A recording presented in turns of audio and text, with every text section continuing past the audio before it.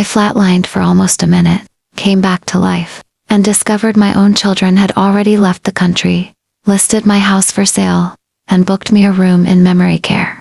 While I was still breathing, this is the true story of how I buried my old name, disappeared with one suitcase, and accidentally became the grandma my real family never deserved. I woke up to the sound of my own heart trying to quit on me. The defibrillator hit like lightning in my ribs. 1 second I was floating in darkness. The next I was staring at harsh hospital lights, and a nurse named Corey, whose face said everything before his mouth did. "You're back, Mrs. Harper. You're safe." Safe. Funny word for a woman who just died for 47 seconds. My throat felt lined with sand. I managed one croak. "My kids, where are my kids?" Corey's smile faltered. "Rest first. We'll call them." They never came. That night, I heard him on the phone outside my curtain. "Yeah, she's awake." "No, she's asking for you." "Okay, I'll tell her you're on your way." Click. He never told me they said no. The next morning, someone left a post-it on my tray table. "Out of town till the 20th. Get well soon. L&T." That was it. No flowers. No "we love you." Just a yellow square like I was a neighbor they barely knew. I stared at it until the edges blurred. The woman who once cut crusts off their sandwiches and sat up all night when they had fever. They took a vacation while I learned how it felt to 9 days later, they wheeled me out with a plastic bag of pills and a pat on the back. No familiar faces in the pickup circle. Just a volunteer asking if I needed help to the van. The drive home to Austin felt longer than the stroke itself. When we pulled up, the house looked wrong. New curtains. My rocking chair's gone. The fake owl that held the spare key empty. I stood there knocking on my own front door like a stranger until it opened. My son-in-law Blake filled the frame, iced coffee in hand, eyes wide like I was a ghost. "Mrs. Harper, you're early." I pushed past him. The air smelled like fresh paint and betrayal. My couch was gone. Family photos stacked in a box labeled "Donate." On the kitchen island sat a glossy brochure Mauvin, Ready Heights gem. My house, my address. Already listed. Next to it, an open folder. Durable power of attorney. My signature from 2 years ago, when I was high on painkillers after knee surgery. My daughter had told me it was just in case. Turns out the case was me. Part 2 is going to show exactly how far they were willing to go. And the one person who still remembered the teacher I used to be. I found my old Kindle in a drawer they hadn't emptied yet. One tap and my son Tyler's messages lit up the screen like a confession booth. "Once the house closes, we're finally free. Mom's new place is booked. Memory care? She'll never know the difference. Memory care." I was 66, not dead. I didn't cry. I got mad. There was only one name I trusted now. Mateo Ortiz. 15 years ago he sat in the back row of my junior English class, writing poems about his abuela. Now his name was on a little sign above a law office near the Riverwalk. I called. He picked up on the second ring. "Mr. Ortiz, this is Ruth Harper. You once wrote a poem called Bluebonnet Ghosts that made me cry in front of 30 teenagers." A soft laugh, "Mrs. Harper. What's wrong?" I told him everything. When I finished, there was only silence. Then, "Come in today."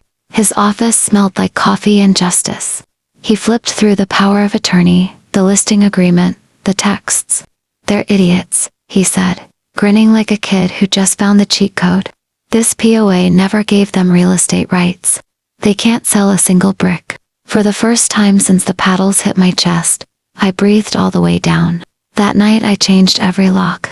Blake showed up at 10 p.m. with a duffel bag, rattling the doorknob.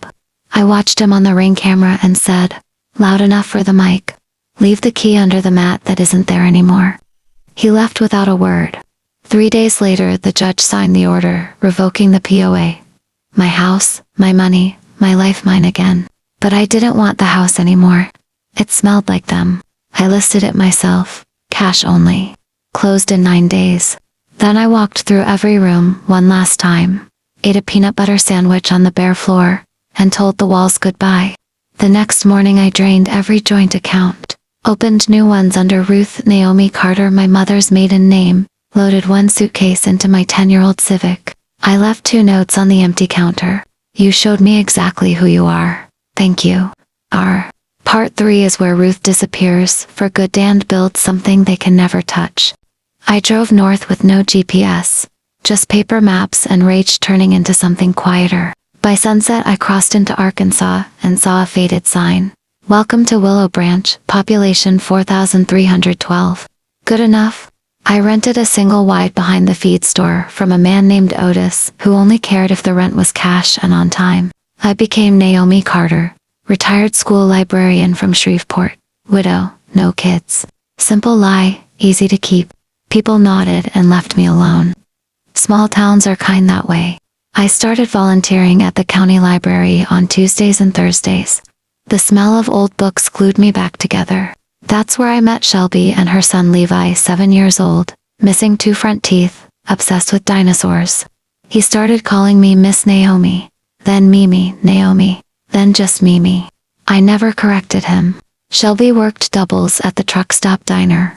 Some nights she'd drop Levi at the library while I closed up. We'd eat oatmeal cookies and read about velociraptors until she got off. For the first time in years, somebody needed me and didn't want my money or my house. They just wanted another chapter. 6 months slid by like that quiet, steady mine. Then came Levi's 8th birthday. Shelby rented the back room at the fire hall. I wore a paper dinosaur hat without thinking. One of the moms filmed Levi blowing out candles while I helped him sound out the card. She posted it with the caption, "Best fake grandma ever." 3 days later, the video had 2 million views, and the internet decided I was the runaway mom all over again.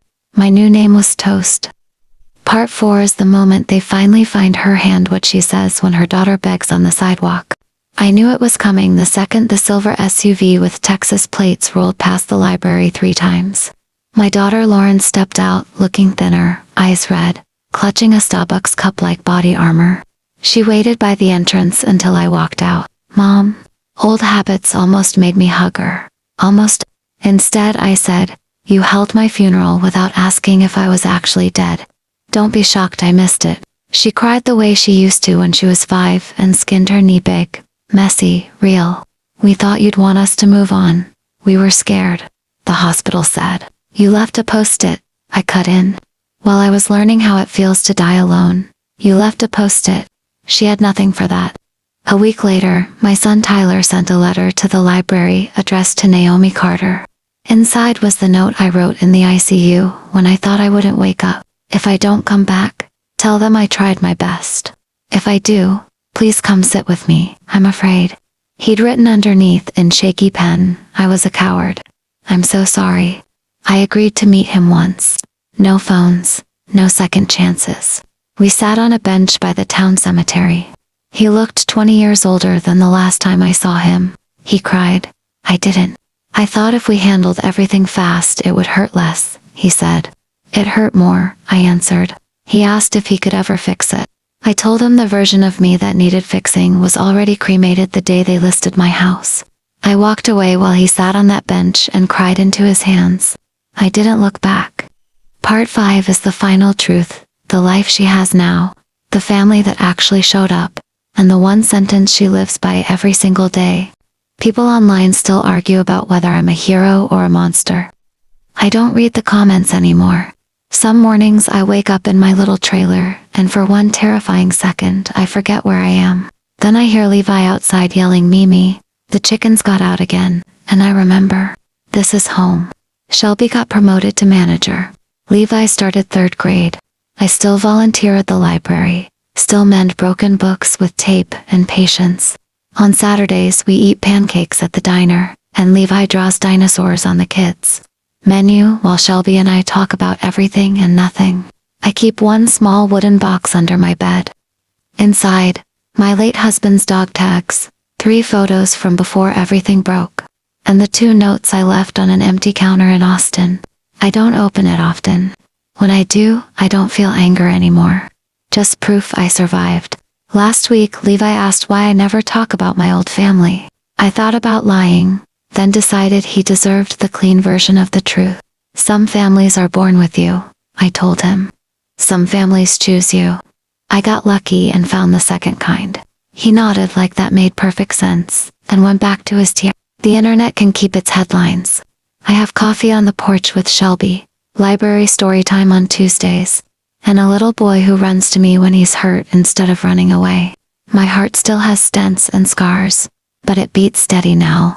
Here's what I know for sure. Family isn't the people who share your blood. It's the people who answer when you call in the dark. It's the ones who stay when you're weak, not the ones who wait for you to get weaker. I buried the old me a long time ago. Turns out, the grave was exactly where I needed to plant something new. And for the first time in my whole life, I'm not afraid of anything. Because nobody here is waiting for me to die. They're just waiting for me to show up. And I always do. They thought they could erase me while my heart was still beating. They learned the hard way. Hell hath no fury like a mother you tried to bury alive. Revenge doesn't always scream. Sometimes it just changes the locks, drains the accounts, and walks away with a new name and a smile. If you've ever been betrayed by the people who are supposed to love you most, this one was for you. Drop a like if you're glad she won. Comment the word proofs if you believe karma eventually collects in cash. Subscribe to Revenge Proofs and turn on the bell because every week I bring you another story where the villains lose and the revenge hits so clean it feels like justice. I'll see you in the next one. Stay dangerous. Like if she deserved every second of this. Comment proves if karma's real. Subscribe for weekly revenge that hits different. Revenge proves we don't get mad. We get even.